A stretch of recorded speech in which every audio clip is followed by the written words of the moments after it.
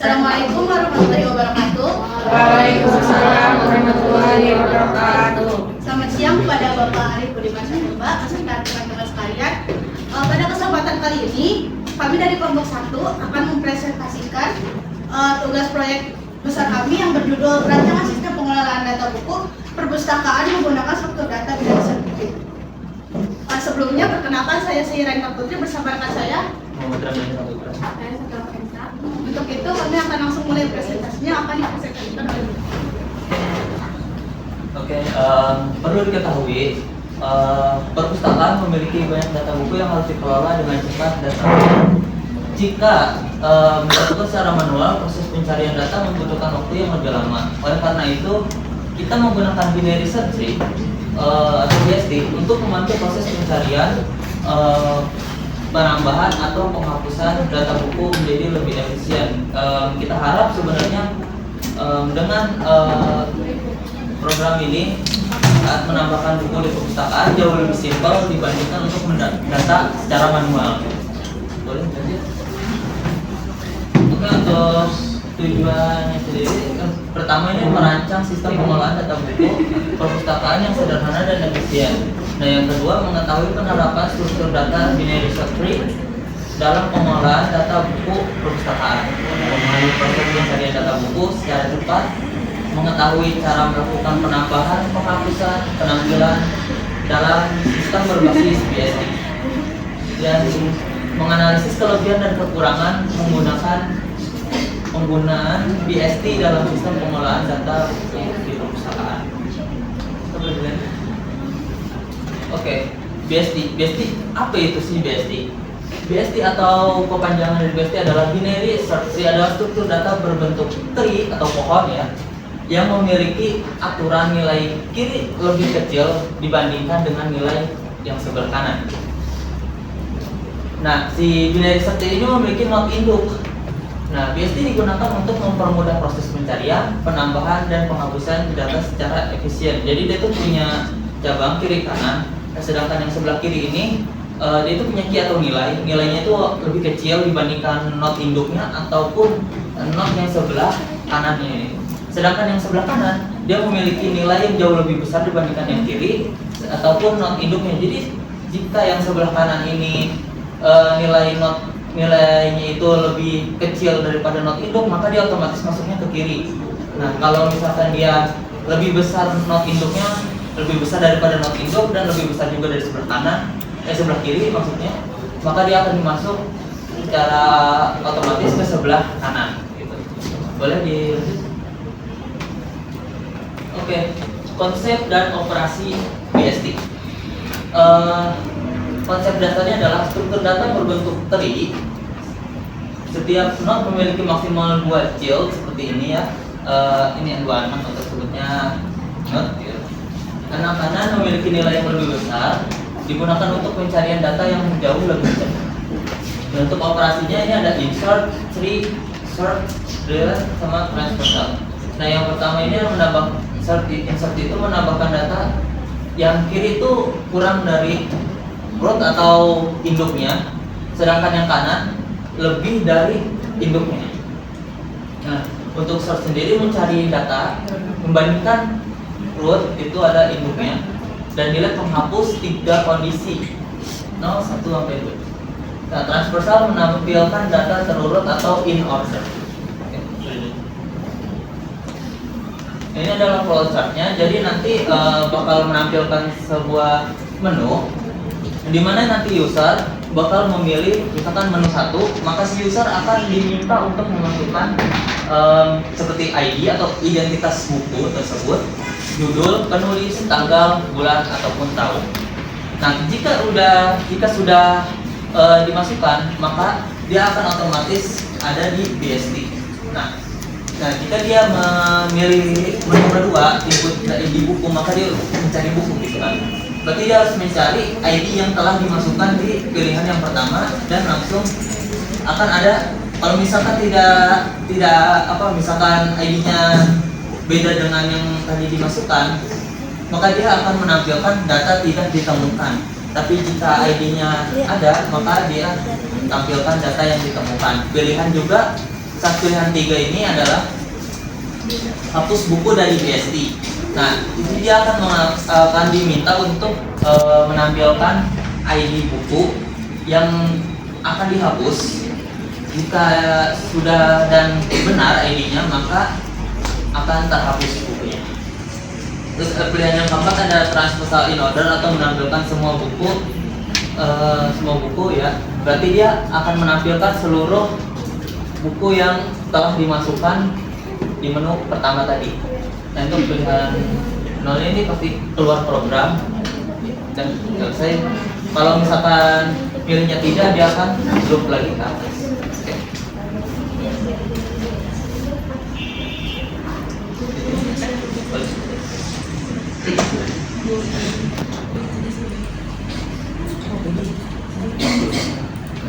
Nah, ini ada contoh dan simulasi dari BSD secara dasar dan gampangnya ya. Yang ini kan ada tiga data dulu. Nah, ini ada 10, 15 sama 5 ya. Ini ID-nya. Ini kenapa sih nggak 15 aja yang di atas? Kan dia paling lebih besar gitu. Nah, buku itu kan kalau misalkan induknya itu lebih besar, sedangkan yang anaknya ini nggak ada yang jauh lebih besar, otomatis masuknya kiri. Nah, makanya di sini kan dia ngambilnya namanya apa sih, si BSD ini dia ngambil paling atas dulu. Dia ngambil data yang paling atas untuk dimasukkan ke induknya. Nah, sedangkan untuk anak-anaknya nanti dia misalkan angka 5 ini dia otomatis masuknya ke kiri. Nah, untuk 15 karena dia lebih besar dari induknya, dia juga lebih besar dari yang sebelah kiri, maka dia akan masuk ke sebelah kanan. Terusnya kalau misalkan ada lagi nih, di bawahnya ada 20, berarti ya 20 ke sini gitu. Misalkan ada lagi 2, 6 atau berapa, pasti masuknya ke kiri. Karena kalau lebih besar daripada induknya, otomatis ke kanan, lebih kecil dari induknya, otomatis ke kiri.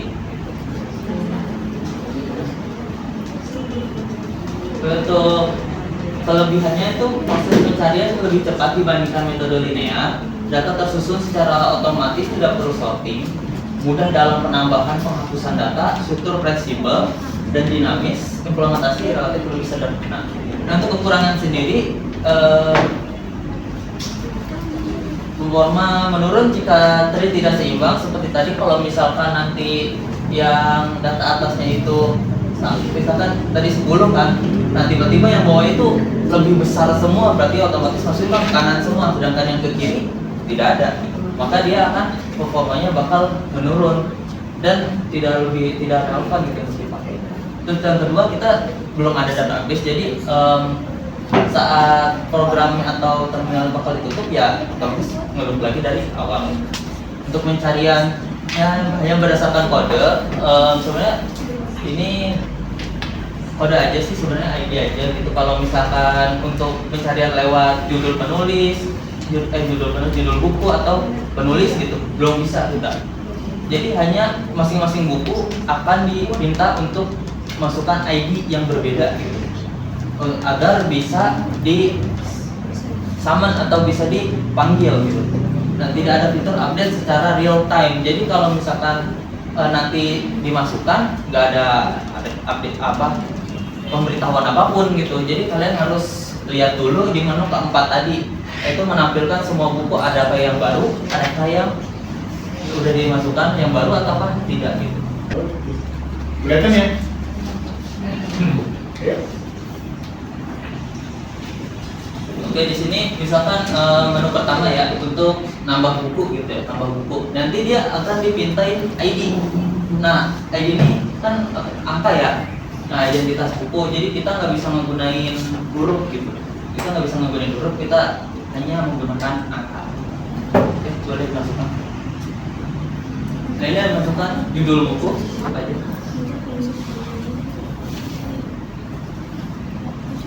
Ini penulis.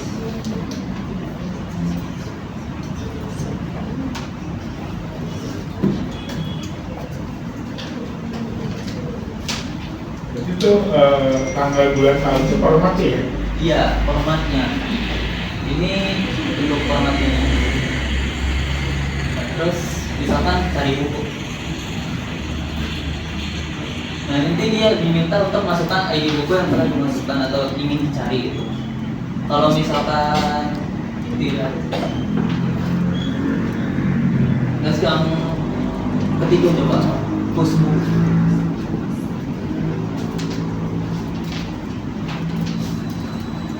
Maka dia akan data berhasil dihapus. Nah, coba saya masukin lagi terus langsung ke tampilkan semua. Masukkan lagi, masukkan lagi Google. Google.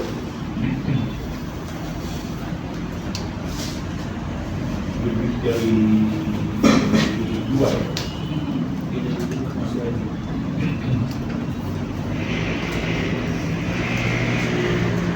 Untuk ID bukunya bebas, biasanya di perpustakaan itu jauh lebih panjang daripada ini gitu. Bisa ada kodenya Ini bisa. satu nih, rapor 9 masukkan. Bebas sih sebenarnya masih bisa. Rapor 9 ini. Semua masukkan. Judul bukunya seperti data.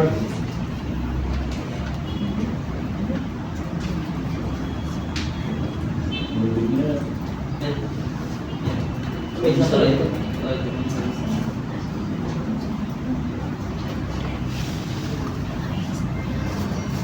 bisa dikosongkan ya. Iya bisa dikosongkan, itu masih lupa. Lupa. Tapi ada komen ya, ID sudah ada. Itu tunjukkan sekarang. Tampilkan nomor 4 nomor 1. Ini dia. Yang seluruh data. Oh tadi karena tidak dimasukkan yang itunya maka tidak terjadi. Karena yang penulisnya tadi kan ke skip tuh. Jadi enggak. Coba masukin dulu. ID buku 89 lagi tuh.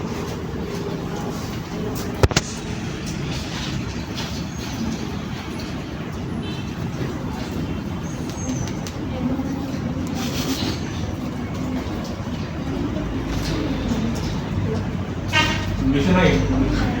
Ayo, oke. Coba masukin sekarang. Tampilkan. Oh bisa. Kecil banget. Nggak bisa ya? Ketinggalan dulu ya ininya. Ini Indonesia.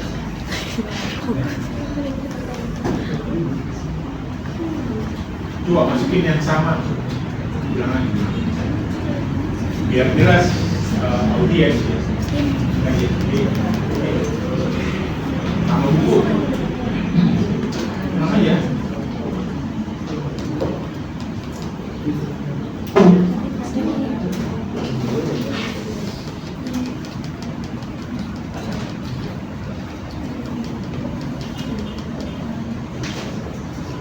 Apa lagi? ID-nya sama ya?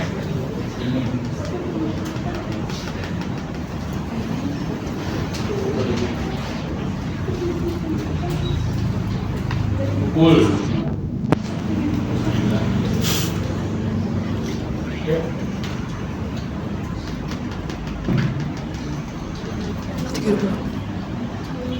Ini sudah ada.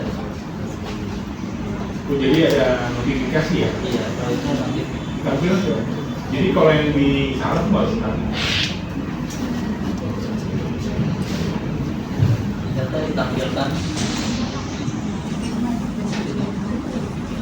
Mungkin gitu aja. tapi data yang nggak bisa ya? Iya, kalau data itu nggak bisa kayak data skip tadi juga dia nggak bakal bisa ditampilkan. Jadi harus formatnya harus benar-benar keisi semua. Jadi ada validasi. Karena validasi itu penting dalam program ya. Jadi valid itu maksudnya data yang valid aja yang direcord, yang diproses. Kalau data yang nggak valid, ngapain diproses kan? Sampah kan? Di sampah ya. Itu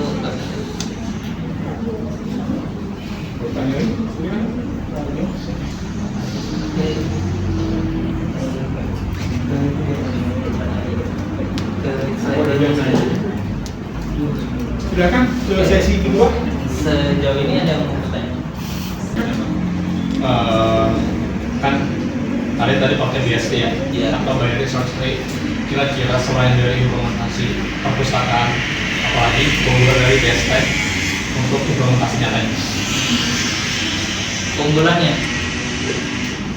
sebenarnya banyak ya di kehidupan sehari-hari juga hampir banyak yang menggunakan BSD gitu.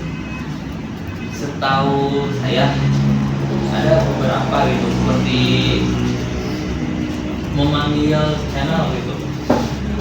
Channel itu kan dia menggunakan ID ya atau angka gitu. Dia bisa juga pakai BSD sebenarnya. Tapi karena apa ya kurang relevan jadi nggak pakai BSD. Tapi keunggulan untuk BSD itu jauh lebih cepat sih karena dia akan terus membandingkan jika nilainya lebih kecil bahkan dia akan menarik yang kecil aja gitu buat ditampilkan. Kalau misalkan yang besar ya udah nggak usah. Nanti kalau misalkan manggil yang besar baru ditampilkan lagi. Jadi jauh lebih. Cuman kalau misalkan BSD tidak seimbang antara not atau kanan kiri kanannya, dia bakal nggak rekomendasi buat dipakai gitu. Kalau udah kayak begitu, pakai metode yang lain. Kalau misalnya sama gitu, Sama nggak bisa kan? nggak bisa. Ya buktinya tadi kita saya masukin ngetes tadi kan sama kan datanya. Iya. Jadi kita masukin data yang kedua itu sama, dia nggak akan diproses data yang kedua. Gitu kan? Coba deh tadi berapa kali saya coba. Iya.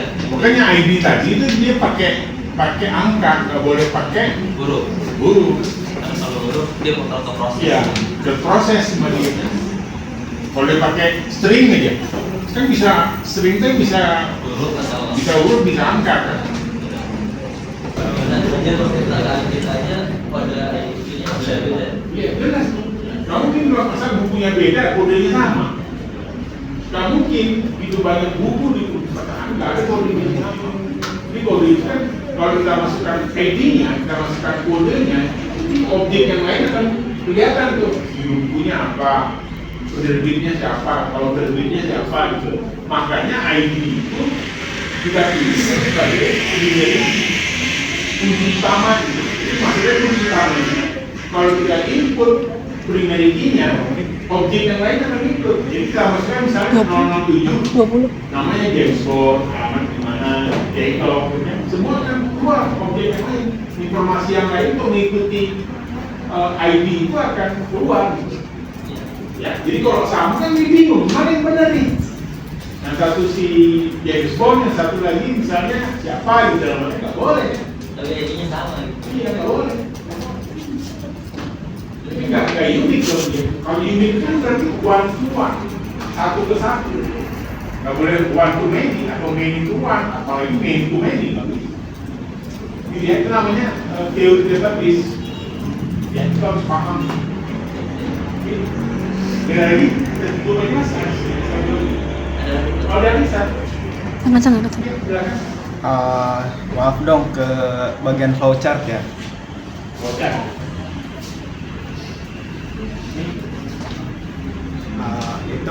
Itu kan input pilihan ya mas ya. Di input pilihan itu decision kan. Nah maksudnya itu decision, tapi setahu saya decision itu ada ya atau tidak gitu, tapi itu nggak ada Ya, sengaja atau apa, beda konsep apa gimana? udah kebikin lah iya bener tadi pas mau presentasi kagak ada gitu. Jadi ya udah. Iya. Keluar ya. Jadi ya harusnya sih ada gitu karena emang dirancangnya ada, tapi karena udah Sebenarnya flowchart ini kan tools untuk mendesain. iya. Kamu buat program dulu baru buat flowchartnya, atau buat flowchartnya baru buat programnya? Sebenarnya buat flowchart dulu, cuman pas di program lupa.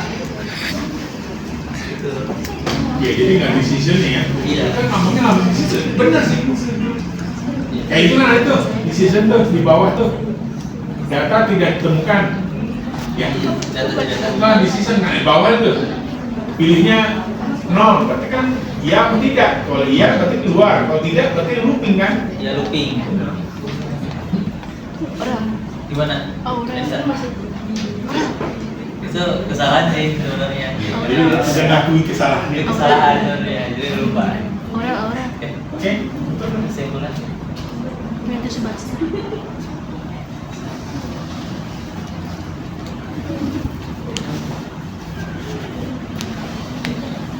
Oke, mungkin segini aja presentasi dari kami. Kalau ingin lebih tahu itu apa tuh BST gitu, ada di artikelnya dari UNESA, Universitas Negeri Surabaya. Jadi bisa tuh baca-baca di situ, itu lumayan bagus gitu kan. Terus ya intinya penggunaan BST ini mampu membantu pengolahan data buku menjadi lebih cepat dan teratur melalui penambahan, pencarian, penghapusan atau penampilan secara efisien. Oke, sekian dari kami. Bila ada salah mohon maaf. Kalau penjelasannya kurang bagus atau kurang dimengerti, mohon maaf karena kita juga masih belajar. Jadi kalian bisa baca-baca lagi gitu ya, sumber-sumber BST yang kalian tahu dan kalian percaya gitu ya, untuk menambah wawasan kalian. Oke, sekian dari kami. Saya tutup. Assalamualaikum warahmatullahi wabarakatuh.